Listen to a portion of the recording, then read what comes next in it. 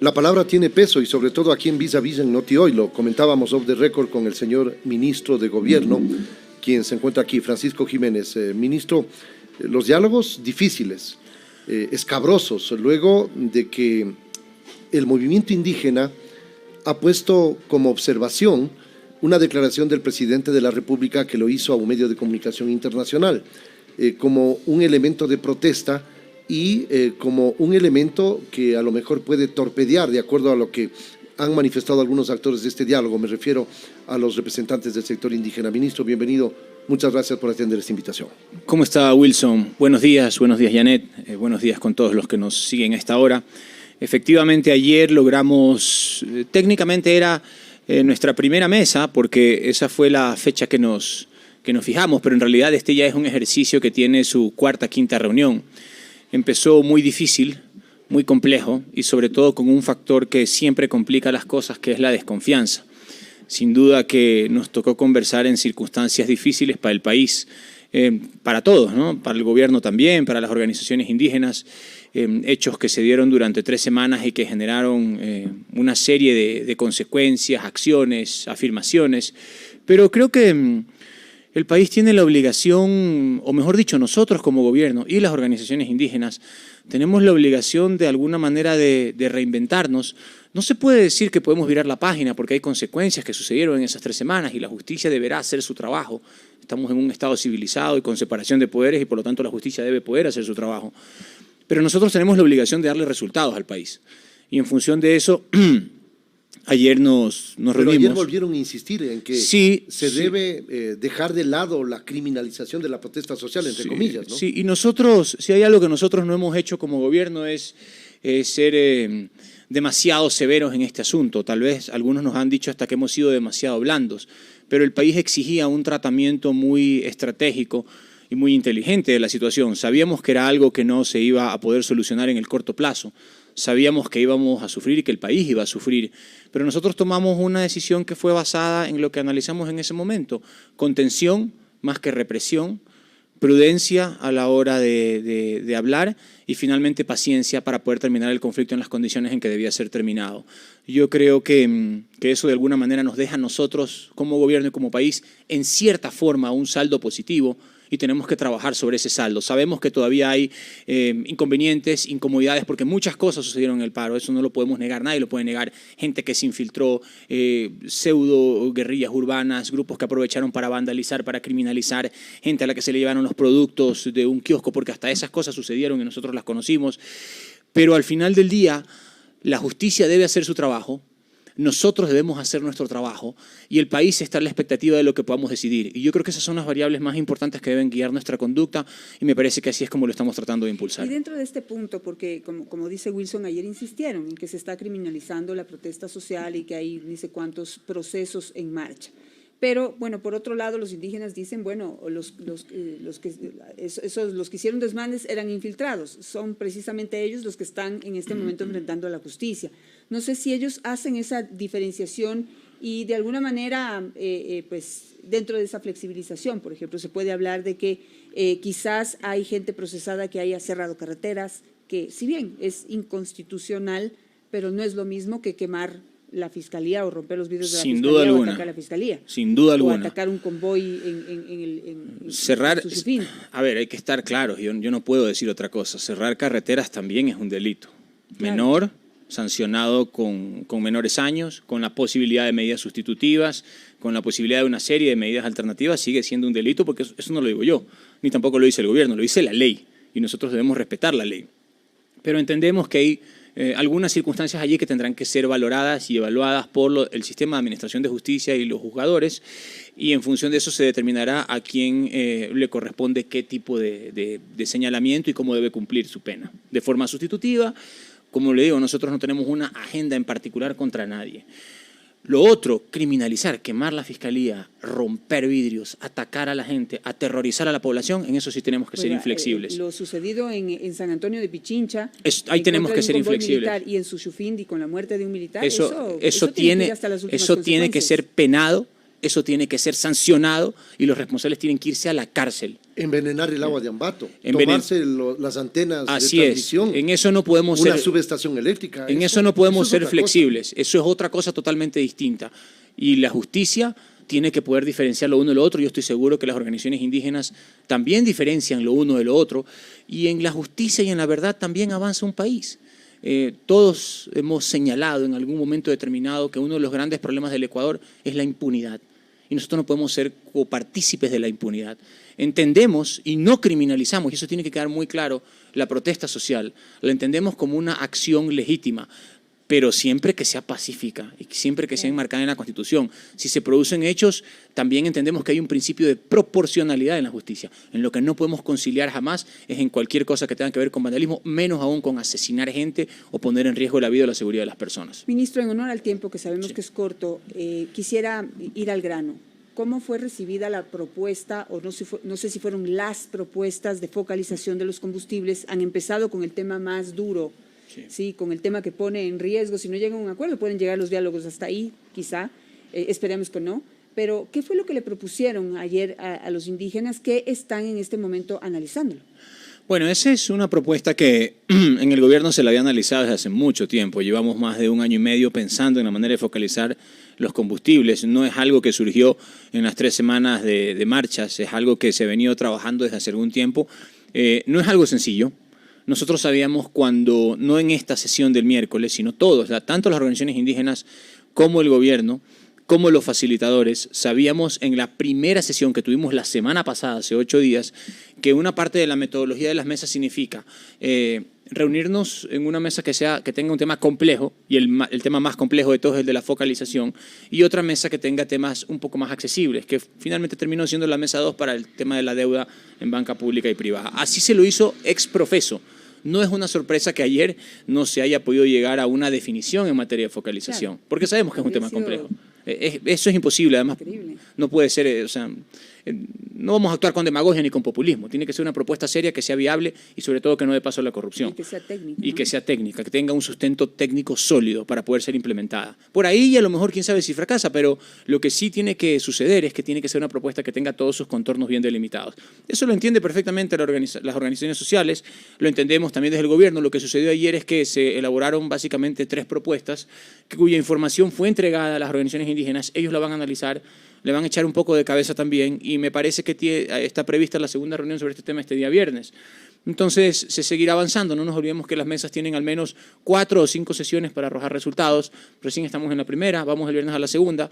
No nos preocupa, hubo un ambiente muy bueno de trabajo el día de ayer, tanto en la una como en la otra mesa. En la mesa 2 se avanzó muchísimas cosas sobre crédito productivo, crédito agrícola, condonación de deudas, moratorias, flexibilización de intereses, reintereses más reducidos. Se pudieron hacer avances muy importantes ahí. Entonces yo pienso que vamos por buen camino. Sabemos que la focalización pues es complicadita, pero tenemos que buscar la manera de encontrar una solución. Pero la protesta vino con propuesta del sector indígena, porque ellos hablaban de que estaban analizando la posibilidad de plantear una propuesta de focalización al gobierno. ¿Ellos también han presentado algún planteamiento o simplemente dicen focalicen y vean ustedes cómo lo hacen? Hasta ahora no. Por ahora nosotros somos los que hemos presentado la información, pero esperamos que el viernes pues también ellos vayan con un planteamiento. De hecho, cuando estuvimos en la Basílica, que fue una de nuestras primeras reuniones, la noche en que llegamos casi a un acuerdo, que después se vino abajo por el ataque al convoy militar, nosotros les propusimos, frente a la imposibilidad de seguir reduciendo subsidios, que ellos nos faciliten una propuesta de focalización, porque ya la habíamos venido trabajando, lo cual en su momento fue rechazado. De alguna manera se ha retomado un poco esa iniciativa, porque hemos presentado estas posibilidades, ellos la van a analizar y veremos si el viernes tenemos alguna propuesta un poco más concreta. Y de las 3 que se presentaron, ¿cuál es la que más le gusta? Adelántenos algo, ministro. ¿De qué? De las 3, dije que se presentaron 3 propuestas de focalización. Hay una que tiene que ver, hay una experiencia en Uruguay con estos tokens, hay otra en México también, hay otras que se han hablado sobre el transporte comunal. A mí personalmente todavía no hay definición, esta es una opinión personal como ministro de gobierno, pero no hay una definición clara todavía sobre ese tema. A mí personalmente la del transporte comunitario me gusta mucho, me llama la atención, siempre y cuando, porque esa tiene que ver con las rutas y con los combustibles que se utilizan para dar soluciones viales a nivel de las comunidades.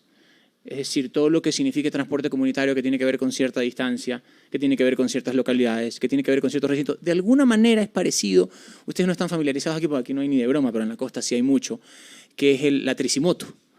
En la costa hay mucha tricimoto. En Guayaquil, por ejemplo, en los sectores céntricos no hay, pero cuando uno va a Flor de Bastión, a Bastión Popular, a Monte Sinaí, la tricimoto es un mecanismo muy común de transporte. No pasan a la ciudad por restricciones, pero en las zonas más populosas de la ciudad sí las hay, al igual que sucede en muchos pueblos de la costa ecuatoriana.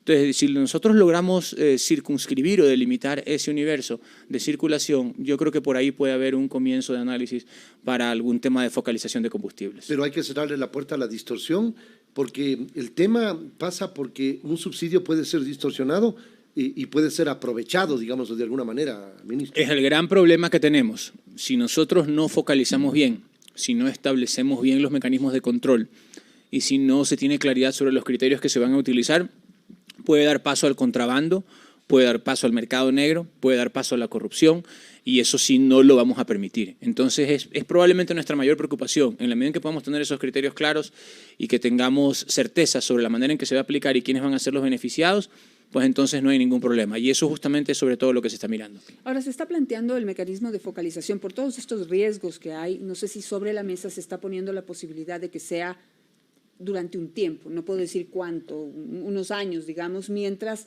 esa población empieza a recibir el subsidio de otra forma, traducido en salud, educación, créditos, trabajo, y pues puede llegar un momento en que tendrán la capacidad económica para pagar lo que vale el galón de gasolina. Es correcto. De hecho, se han establecido varias alternativas. En algún momento, cuando estábamos también tratando de llegar a un acuerdo en las mesas, se arrojó una idea de que hagamos un sistema de focalización universal, que finalmente es lo que terminó, de subsidio universal, no es focalización universal, sino el subsidio, que fue el de 15 centavos, durante un tiempo determinado, que luego demos paso a un sistema de focalización, pero ya cuando esté más asentado. Y ahorita lo que se podría trabajar es una idea también de las que han estado ahí flotando sobre la mesa, es un sistema de transición, es decir, poder establecer un plan piloto de focalización que tenga una vigencia determinada de unos cuantos meses hasta que se vaya asentando y consolidando el sistema. Y una vez que lo tengamos un poquito más trabajado y un poquito más delimitado, porque esto también es ensayo y error, es prueba y error, ir migrando ya de un sistema generalizado de subsidios a un plan de focalización mucho más técnico, mucho más preciso y con mucho más impacto sobre los sectores de la población que más lo necesitan. Hay algunas posibilidades que se han venido viendo ahí, yo creo que tendrán que ser discutidas en los próximos días, pero sí quiero enfatizar es que este es un esfuerzo inédito para el país. El otro día conversaba con uno de los abogados de la CONAIE y me decía, bueno, es que antes sí ha habido intentos de diálogo. Sí, pero diálogo se le puede llamar a cualquier cosa. Sentarnos a conversar aquí, a cruzar ideas, también es un diálogo. Pero con esta metodología, con este nivel, porque ayer estuvieron al menos 5 ministros en las diferentes mesas, de esta manera tan organizada y con tanta predisposición de un lado a otro, y otras organizaciones sociales queriendo sumarse también, que han pedido estar, yo pienso que es inédito para el país. Y creo que uno tiene que... Solo el tiempo lo dirá, si efectivamente logramos llegar a buen puerto o no. Pero pienso que este esfuerzo merece la pena no solamente por quienes están sentados en la mesa, sino por todo el Ecuador, porque no solamente inaugura una forma de adoptar soluciones, sino prácticamente una nueva forma de hacer política, mucho más incluyente, mucho más clara, mucho más transparente, que puede convertirse en una herramienta de solución de problemas para el país muy importante. Ministro, los precios actuales son inamovibles de la gasolina extra, Ecopaís y diésel, es decir, ni para arriba ni para abajo. Se va a hablar, al menos de lo que dure el gobierno, digámoslo así. Lo que se va a hablar es de la focalización del subsidio, pero estos precios acordados y que están vigentes son inamovibles. Los precios son inamovibles, las mesas son para discutir las diferentes variables. Si resulta que el día de mañana tenemos un mejor mecanismo que permita ser mucho más agudo y preciso sobre la forma de subsidiar a los sectores que más lo necesitan, pues bienvenido sea. Pero eso no incide en el costo al consumidor. Eso no. La idea de los subsidios es justamente combatir el problema inflacionario que no es que existe en el Ecuador, existe a nivel mundial, particularmente a nivel de Latinoamérica, y de hecho nosotros somos de los más bajos de la región. Pero está claro que la población igual lo está sufriendo. Ahora, las mesas son un espacio para buscar una mejor solución también, si es que este es posible. No nos olvidemos que la decisión de los subsidios fue tomada bajo la presión de las movilizaciones de parte y parte, y porque el país necesitaba también una solución. Pero si resulta que el trabajo en las mesas arroja un mejor mecanismo, ¿por qué no? Bienvenido sea, pero por ahora los precios son inamovibles. ¿Se puede eliminar el subsidio? Es decir, o reducir el subsidio. Yo no quisiera adelantar ese criterio porque luego puede ser que se piense que estamos tratando. No, de ninguna manera. Lo que se decidió y está fijo y no se va a mover. Las mesas están para buscar medidas complementarias. Ahora, si es que las mesas identifican un mecanismo más eficiente, pues tampoco nos vamos a oponer, porque aquí se trata de ir para adelante, no para atrás como el cangrejo. Pero entonces con esa mirada debería ponerse y plantearse también en la mesa de diálogo, propongo que se plantee un mecanismo para poder garantizar, no sé si si se puede llegar hasta allí, de garantizar que lo que se deje de subsidiar en los combustibles sea un dinero que de alguna manera, no sé, entre un fideicomiso, entra a administrarse de alguna forma para garantizar que ese dinero va a invertirse en educación, salud, seguridad. Sí, de hecho, los sectores sociales. De hecho, una de las cosas que más nos preocupan es el tema de la desnutrición infantil. Al final, cada ministerio, salud, educación, vivienda, Ban Ecuador, Créditos Agrícolas, tiene su presupuesto y está más o menos bien armado. De hecho, ayer en las mesas se llegó a un número interesante de 300 millones justamente para el sector agrícola y para la facilitación de créditos. La desnutrición infantil es algo que ha estado suelto. El presidente está decidido a crear un fondo de estabilización justamente para reducir porcentualmente de forma agresiva los niveles de desnutrición. De hecho, me parece que usted mismo lo mencionó, de las personas que estaban en la Universidad Salesiana. 80% de los niños que estaban en la Universidad Central tienen desnutrición. Exactamente. Desnutrición y desnutrición crónica. Exactamente, usted mismo lo mencionó. A nosotros fue una cifra que nos impactó, teníamos las cifras globales del país, pero todo esto trasladado ya a un escenario más delimitado también termina impactando y llamándonos la atención. Esa es probablemente una de las mayores prioridades que tiene ahorita el gobierno, crear un fondo de estabilización donde estos recursos que vienen siendo captados en diferentes espacios permitan trabajar directamente sobre el tema de desnutrición, que para nosotros resulta ser un elemento clave de la gestión del gobierno. Más allá de la focalización, y con esto terminamos, ¿cuál es el otro punto que usted considera que puede volver digamos, a tensionar el ambiente? Porque en este momento, digamos, están avanzando los diálogos, pero la focalización es un tema difícil. ¿Hay otro que también sea complicado? El tema de moratoria de deudas ha sido muy insistido por las organizaciones sociales de la FENOCIN, sobre todo, porque ellos quisieron que eso esté en el acta de paz, finalmente no estuvo. Curiosamente hemos empezado por los dos más bravos, porque el uno es focalización, el otro tiene que ver con moratoria de deudas y con la serie de facilidades que ya comenté. Creo que son dos de los temas un poco más importantes, sobre todo el de focalización. Yo creo que tenemos que tener paciencia con nosotros mismos en el tema de la focalización. Y la verdad, en el resto de temas hay algunos sobre interculturalidad, hay otros que no han sido puestos sobre la mesa, pero que para mí son importantes, como las políticas para implementar verdaderamente este Estado plurinacional, que deben ser transversales en cada uno de los ministerios. Son temas conceptuales que terminan siendo relevantes, pero yo creo que vamos por buen camino. A mí no me parece que haya demasiados puntos álgidos en lo que tiene que ver con los contenidos. Me parece que había más puntos álgidos en lo que tenía que ver con la relación entre las organizaciones indígenas y el gobierno. Eso lo estamos trabajando, porque a veces es a ese nivel de la construcción de confianza que las cosas se vuelven un poquito más complicadas. Pero creo que vamos por buen camino. Como les digo, yo soy optimista. Sabemos que hay un par de puntos que pueden ser de bastante tratamiento, pero yo creo que si el país logra sortear este desafío que suponen las mesas de diálogo, podríamos estar a las puertas de un ensayo institucional, sobre todo, muy interesante para el Ecuador, y esta oportunidad no la debemos dejar pasar, ni el gobierno, ni las organizaciones sociales, ni el conjunto del Ecuador. ¿Involucrar a otros actores, como están reclamando otros sectores, complicaría el panorama o podría facilitar? Porque hay sectores que dicen, nosotros también queremos discutir aquellos temas que está impulsando la CONAIE. ¿Eso complicaría el tema? ¿Se ha pensado en esa posibilidad o con ellos suficiente? No, nosotros no nos cerramos, lo que sí queremos es avanzar. Dicen que a veces pues la democracia ateniense, cuando era entre 15 pues era más fácil tomar decisiones, ya cuando fueron 50 dijeron, bueno, Pensemos un poquito en la democracia representativa, ¿no? Mucho se ha hablado de los diferentes tipos de democracia representados en las mesas, pero estamos claros que este no es una cofradía en la cual tienen acceso solamente 2 o 3 actores. Aquí tiene que tener acceso el conjunto de la sociedad. De alguna manera el gobierno los representa, el conjunto de la sociedad, porque fuimos electos, pero estamos claros que no debe ser un ejercicio cerrado y tenemos que buscar la manera de combinar la mayor participación posible con la necesidad de tener respuestas y tener soluciones en el plazo que nos hemos dado. Y en ese sentido, ayer Leonidas Issa dijo que solicitaba que les permitan participar a los representantes de otras organizaciones indígenas y sociales, porque pues desde ya un poco conectándonos con su lenguaje, desde su cosmovisión, pues ellos quieren dar esa apertura y esa idea de que no es justamente como usted dice, esto un club de amigos tratando de resolver los problemas de todos, sino que quieren ser más participativos. ¿Eso cómo le ve? ¿Podría complicar? Yo no le veo problema. Tenemos que hacerlo con método, ¿no? Está bien sentarnos a la mesa con más personas, pero tiene que ser con método, tiene que ser con objetivos, con cuestiones trazadas, porque luego termina abriéndose a una serie de discusiones de temas que tampoco está mal discutirlas, pero la gente quiere respuestas. La gente necesita soluciones y en la medida en que podamos ir haciendo el camino para que esas soluciones se den, no tenemos ningún problema en abrir el abanico de las participaciones, pero sin dejar de lado que tenemos 90 días para un mandato que nos fue dado, digámoslo así, de forma etérea por el pueblo ecuatoriano y que tenemos que cumplirlo. Y esa es un poco la obsesión del gobierno.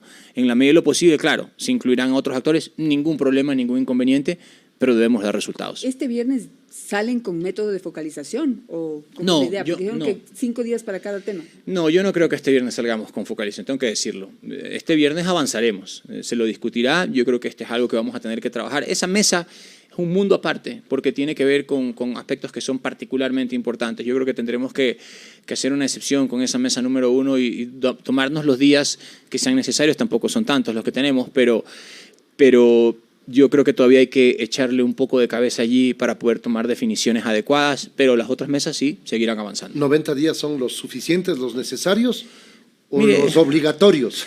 Nosotros estamos lidiando con problemas que tienen 90 años y más, particularmente agravados en los últimos 15 años por las malas decisiones de quienes estuvieron.